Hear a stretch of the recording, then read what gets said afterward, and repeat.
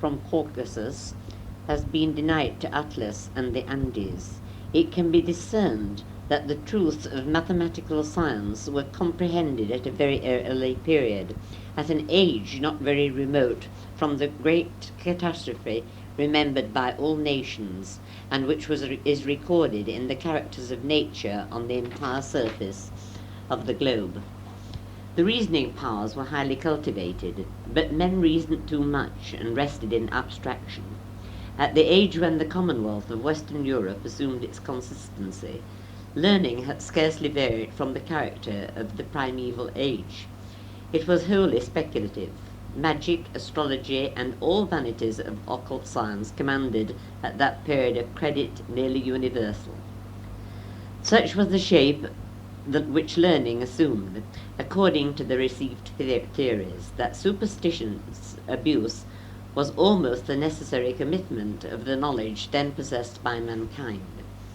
Let us consider the system of the world created by their contemplative philosophy. Floating in space, the empyreal heaven embraces the crystalline orb, studded with blazing constellations and the primary source of the energies of the Isle of the Earth, and of the subtler frames of the lower heavens. Above the middle air in which our globe is suspended, the spheres of water and fire radiate their elemental virtues.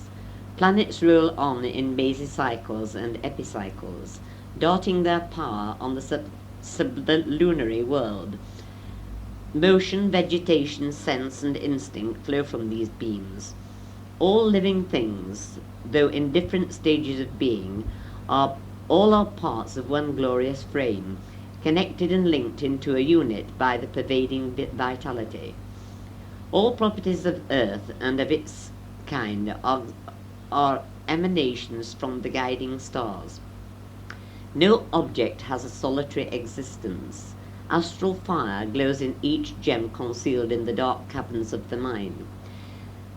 The plant drinks the sanative dew sprinkled from the aqueous heavens. Wise in ignorance, the instinct of the bird and the beast, undeluded by self-will, becomes the manifestation of the directing energies.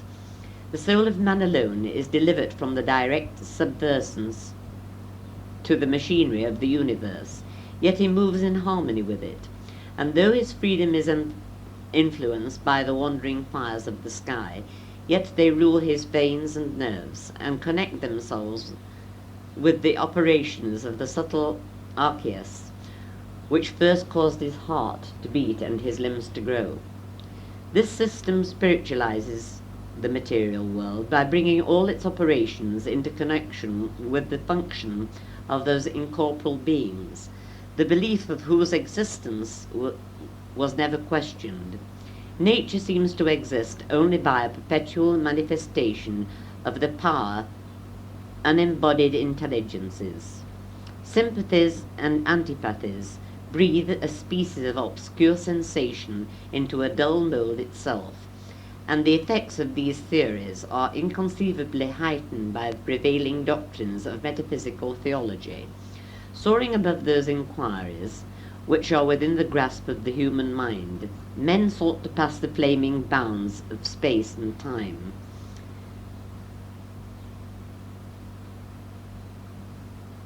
They reasoned high. Of providence, foreknowledge, will, and fate. Fixed fate, free will, foreknowledge of absolute, and found no end in wandering mazes lost.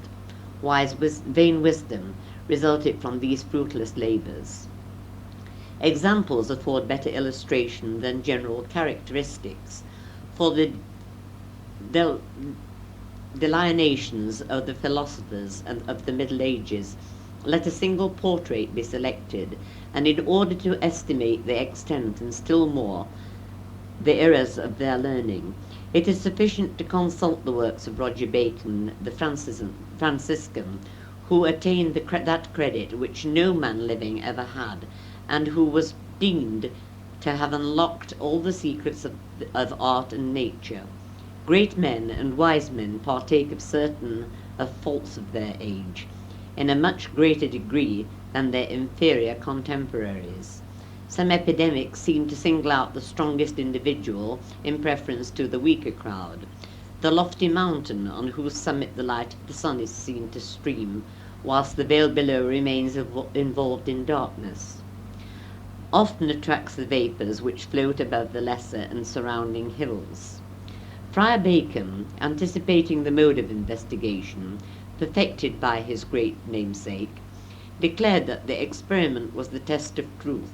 Argument and experiment, he observes, are the two modes of gaining knowledge. Argument may compel us to admit a position, but until the mind is convinced by experiment, it will never rest satisfied. The learned vulgar of Bacon's era, being completely ignorant of experimental science, he states that he is sensible that he cannot persuade others of its utility unless by showing its efficacy and virtue. Experimental science alone, he declares, can ascertain the effects to be performed by the powers of nature or by human art. The science alone, he continues, enables us to investigate the practices of magic, not with the intent of confirming them, but that they may be avoided by the philosopher in the same manner that logic teaches us to search out in sophistry. Bacon thus determined to consider the properties of material substances as matter of fact and not belief, easily ascertained that many of the opinions which writers assert and which vulgar believe were wholly false. They suppose that the diamond, he continues, cannot be cut but by the help of the blood of a goat, and philosophers and theologians abuse this opinion. But the friar, by entering the workshop of a lapidary, easily convinced himself of the possibility of severing the gem without having recourse to occult qualities, and he gives other instances in support of his general position. Experimental science, which thus taught Bacon to discern the falsity of the marvel's magic, enabled him to discover that many wonderful effects, which seemed as magic to the multitude, were really producible by mere physical causes. Concealing one of the potent ingredients in a mysterious anagram, he declared the qualities of that composition whose flame and sound would equal the lightning and the thunder. He acquired a distinct and accurate idea of various properties of light, of the structure and operation of the eye, and his chapters on perspective indicate his acquaintance both with the theory and the construction of the telescope and the microscope.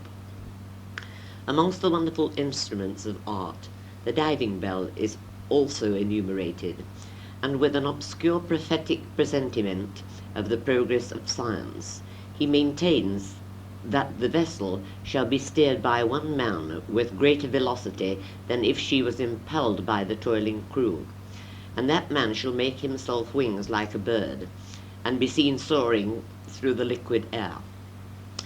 Whatever positive additions Bacon might have been qualified to make to the general fund of knowledge, these were, in his opinion, of comparatively trifling importance. Again, anticipating Lord Bacon, he wished to furnish the means of improvement. He states the discoveries to be effected by science for the purpose of winning protection for science itself. Thus, to recommend his most favourite studies, he shows the necessity of the reformation of the calendar, addressing his arguments to the Roman pontiff as the head of the representative of Christendom. They are directed to prove the necessity of cultivating practical knowledge and the exact sciences, in addition to abstract speculation. Deploring the ignorance of the Latin world, he earnestly advocated the study of Greek, Hebrew, and Arabic languages. A proficiency in these unknown tongues was intended to facilitate the acquirement of the mathematics, which he designates as being the key of all the useful sciences. Bacon felt that his labours could not produce an immediate diffusion of knowledge. His zeal was therefore directed to excite a thirst for knowledge. He wished to rouse the spirit of inquiry, to give an impulse to the human mind, conscious that if a being was made in a good work, it would proceed without stop or stay in the aftertime, and exonerating the pontiff to plant the root, to dig for the spring, to lay the foundation, he represses the idea of attaining in his own age that consummation which he sought to effect for futurity. Judgment and ardour appear hitherto to have been admirably combined in Bacon. It might be expected that a mind thus constituted would instinctively reject all unreasonable belief. A firm persuasion that all real knowledge was to be acquired only by actual experience ought to have repressed all extravagant credulity. This was not the case. Like the greatest, wisest, meanest of mankind, his character involves in appearance the most singular contradictions. Roger Bacon, the philosopher, derided the fictions of magic. He would have smiled at the glassy globe of King Rience, and instead of seeking a vision, he would have shown how the sunbeam was deflected in the crystal. Yet he made the possibility of framing a spherical astrolabe, which, displaying all the circles of the heavens, should turn round its axis in self-impelled and perpetual motion.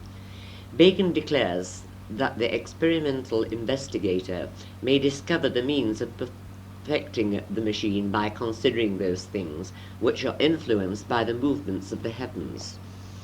He adduces the following examples. The elements circulate by celestial movements. The tides of the sea ebb and flow, and the brain and marrow wax and wane according to the phases of the changing planet. Herbs also open and shut with the appearance and disappearance of the sun, and many other motions are directed either wholly or partially by the movement of the heavens. Let the sage, therefore, attend to these considerations as he is best understood them, and hence he will gain instruction, enabling him to frame this machine which will be worth a king's treasure and become the fairest spectacle of science. These wild speculations are found in a chapter entitled On the Production of Experimental Science. In the same chapter, his sound and sensible aphorisms respecting the regimen of health are followed by an elaborate dissertation on the possibility of attaining antediluvian longevity. According to Bacon, the sage pursuer of experimental science profits by the intuitive wisdom of the crow, the serpent, and the eagle, whose inborn knowledge teaches them to find the means of retarding the termination of their existence. This knowledge was given to the brute for the profit of man, and therefore the wise have ever closely watched the lower animals, for the purpose of stealing their knowledge of the powers of herbs and stones and metals. At Paris, Bacon relates there was lately a sage who sought out the serpent's nest, and selecting one of the reptiles, he cut it into small pieces, leaving only as much undissected membrane as was sufficient to prevent the fragments from falling asunder. The dying serpent crawled as well as it could, until it found a leaf, whose touch immediately united the severed body, and the sage, thus guided by the creature whom he had mangled, was taught to gather a plant of inestimable virtue. No medicament is of so much efficacy, Bacon asserts, in prolonging human life as the flesh of the dragons of Ethiopia. The Moors, by a secret art which they possess, attract the dragons out of the caverns in which they hide. The huntsmen are prepared with bridles and saddles, and after securing the dragons, they mount them and vex them by their quickest and sharpest flight. The Moors do so in order that the rigidity of the dragon's flesh may be mortified and its hardness abated, just as boars and bears and bulls are hunted by dogs, and driven before they are killed for food.